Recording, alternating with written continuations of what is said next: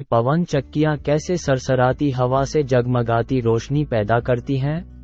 इस वीडियो में हम पवन चक्की कैसे काम करती है और पवन चक्की से बिजली कैसे बनती है, ये सीखने वाले हैं।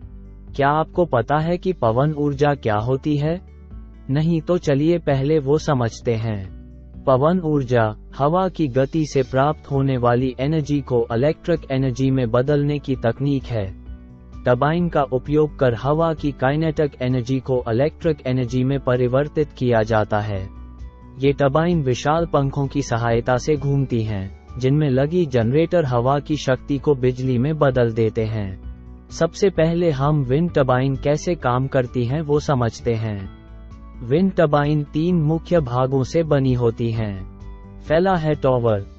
टॉवर ऊंचा लोहे का ढांचा होता है जो कि टरबाइन को हवा के सबसे तेज प्रवाह तक पहुंचाता है। दूसरा है रोटर। रोटर ये विशाल पंखे होते हैं जो हवा के बल से घूमते हैं। और तीसरा है जनरेटर।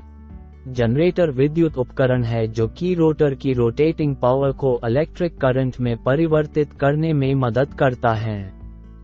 तो चलिए इन्हें विस्तार से समझते हैं।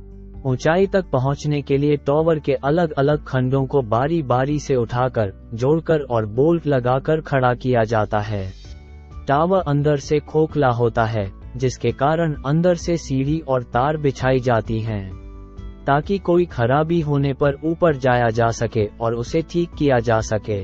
आधुनिक टरबाइन के टॉवर की ऊंचाई 100 से 150 मीटर तक भी हो सकती है, जिससे हवा का अधिकतम फायदा उठाया जा सके।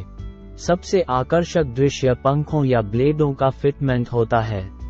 विशाल ब्लेड हवाई जहाज के पंखों की तरह हल्के लेकिन मजबूत सामग्री, जैसे फाइबर ग्लास या कार्बन फाइबर से बने होते हैं। प्रत्येक ब्लेड को क्रेन की मदद से रोटर हब से जोड़ा जाता है, जो धीरे धीरे टॉवर के शीर्ष पर चढ़ाया जाता है। रोटर हब के अंदर रोटेटिंग पावर को विद्युत धारा में बदलने के लिए एक हाईटेक जनरेटर स्थापित किया जाता है। गियरबॉक्स रोटर की धीमी गति को बढ़ाकर जनरेटर को चलाने के लिए आवश्यक गति प्रदान करता है। जनरेटर द्वारा उत्पादित बिजली को पास के ट्रांसफॉर्मर स्टेशन तक तारों के जरिए पहुंचाया जाता है। बाद में उससे ग्रिड में डिस्ट्रीब्यूशन के लिए भेज दिया जाता है। टरबाइन का एक दिमाग भी होता है, जिसे कंट्रोल यूनिट कहते हैं। ये हवा की दिशा और गति को मापता है, पंखों के एंगल को कंट्रोल करता है और सुनिश्चित करता है कि टरबाइन सुरक्षित और कुशलतापूर्वक काम कर रही है। ये प्रक्रिया हर टरबाइन के लिए अलग अलग हो सकती है, लेकिन बुनियादी चरण समान होते हैं। हर कदम पर इंजीनियरिंग का चमत्कार और प्रकृति की शक्ति एक साथ मिलकर एक ऐसा ढांचा खड़ा करते हैं जो भविष्य को उज्ज्वल बनाता है। पवन ऊर्जा के लाभ। हवा एक सदैव उपलब्ध संसाधन है, जिसका अंत नहीं होता। पवन ऊर्जा पर्यावरण के अनुकूल है और ग्रीनहाउस गैसों का उत्सर्जन नहीं करती। पवन ऊर्जा बिजली उत्पादन का एक स्वच्छ तरीका है जो किसी जीवाश्म ईंधन का उपयोग नहीं करता। ये ग्रामीण क्षेत्रों में बिजली पहुंचाने और गरीबी दूर करने में भी सहायक है।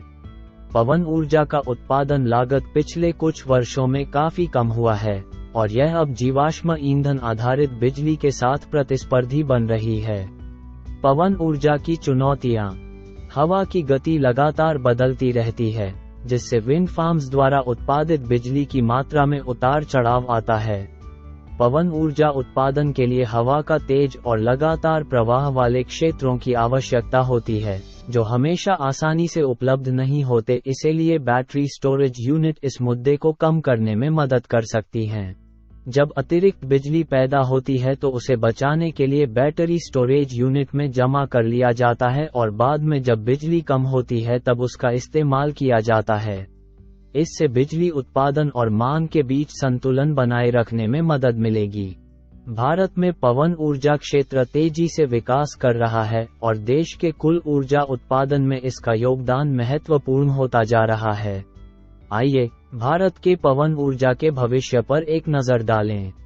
भारत दुनिया का चौथा सबसे बड़ा पवन ऊर्जा उत्पादक है और 2030 तक 140 गीगावाट पवन ऊर्जा क्षमता हासिल करने का लक्ष्य रखता है। ये भारत के स्वच्छ ऊर्जा लक्ष्यों को प्राप्त करने में अहम भूमिका निभाएगा। पवन ऊर्जा क्षेत्र लाखों लोगों को रोजगार प्रदान करता है, जिसमें निर्माण, संचालन और रखरखाव के क्षेत्र शामिल हैं। अगर आपने अभी तक लैंड ऑफ एजुकेशन को सब्सक्राइब नहीं किया है तो जरूर कर लीजिए, क्योंकि यहाँ आपको ऐसे ही मजेदार और ज्ञानवर्धक वीडियो मिलते रहेंगे। Thanks for watching the video.